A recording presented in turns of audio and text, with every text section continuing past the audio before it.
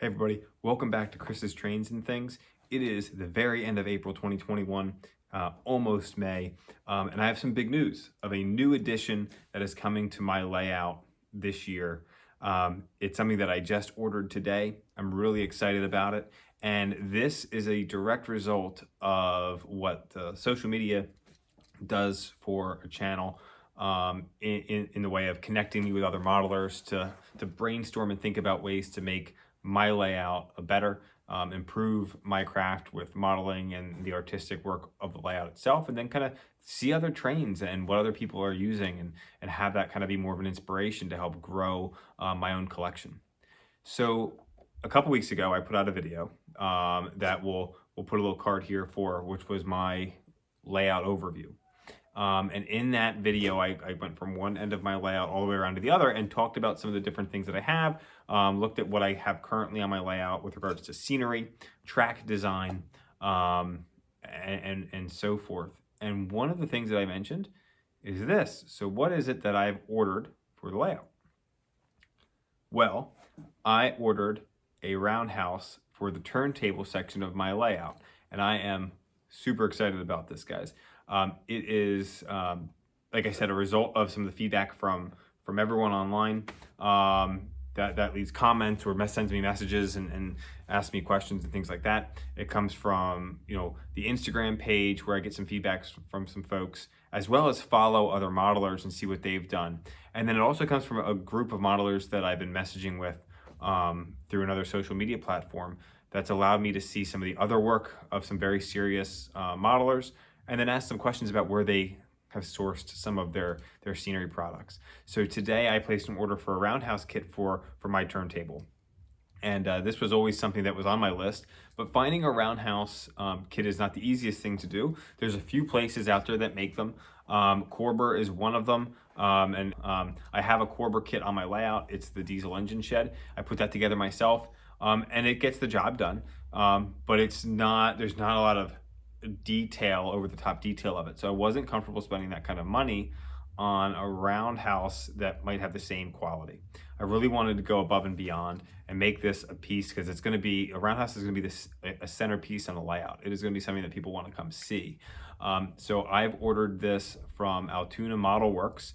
They are based out of Martinsburg, Pennsylvania, which is about 30 minutes from Altoona. Pretty close to Raystown Lake, which our family has a place at. So I'm actually gonna be able to go pick it up at the shop when it's done. The gentleman that runs it, his name's Bob. He's great to work with. Talked to him on the phone, talked about some of the different options. I've ordered a 5-stall roundhouse. Obviously, I have a 28-inch turntable. And so this will cover some of my whisker tracks, not all of them. Because I've got many more than 5, but I'm really excited about what this is going to offer. The footprint of this roundhouse is quite large, which is why I only went with a 5-stall engine shed. And in fact, I don't even have enough space to fit the extension for the big boy, but I'm okay with that. The detailing on the inside of this is just phenomenal. There'll be some pictures coming up now of it. I have ordered, there's some add-ons that you can get when you order the roundhouse from Altoona Model Works. It comes traditionally as a 3-stall shed. I've added 2 stalls to make it a 5-stall roundhouse. I've added some steam pipe detailing to the inside. I've added some wood floor runners to each stall as well. And then at the interior LED lighting kit also. So we'll be able to get some shots of inside the roundhouse as engines are leaving and so on, that I think will really enhance the videos that we put onto the channel. So again, this really, I would not have heard about Altoona Model Works had I not been messaging with some of the other guys on YouTube. That if you watch my channel, I'm sure you watch them. Thank you to those guys. They know who they are. Jason, he and I were chatting a little bit and had mentioned that that's something that one of his friends has, and that he was looking at getting for his new layout in his basement. And so I was like, hey, I'm going to check that out. Sure enough, it's expensive, but it's nice because I've ordered it now.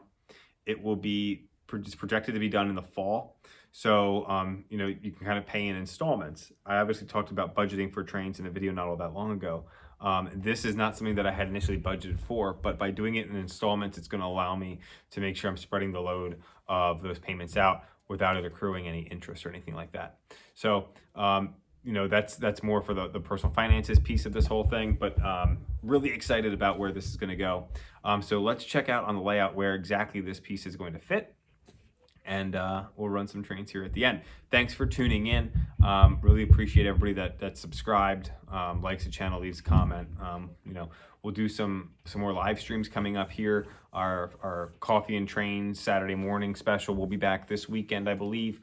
So tune in for that. And then maybe we'll do some Q&A type stuff as well. That's been bouncing around social media in the next couple weeks, but just love to engage with everyone. So thanks again for watching. Let's go over to the turntable, and we'll talk about where this is going to go, and then we'll run some trains.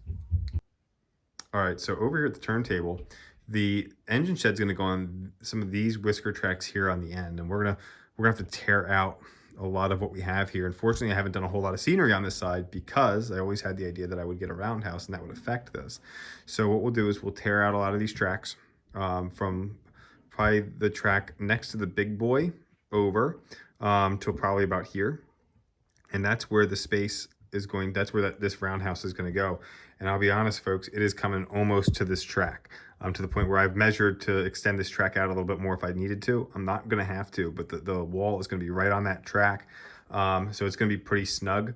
I ideally would have loved to have the roundhouse over on that far side. I do not have enough distance on those whisker tracks to fit the roundhouse over there, so it has to go right here, and so we're going to make it work and make it look like it was there for a reason, you know, when we're all said and done. So over the next few months, I'm going to have to tear all this stuff out, so we'll do some videos on what that looks like. It's probably going to be a little painful, but I'm excited about the end result. So let me know what your thoughts are on that, on this project, and let's go ahead and run some trains.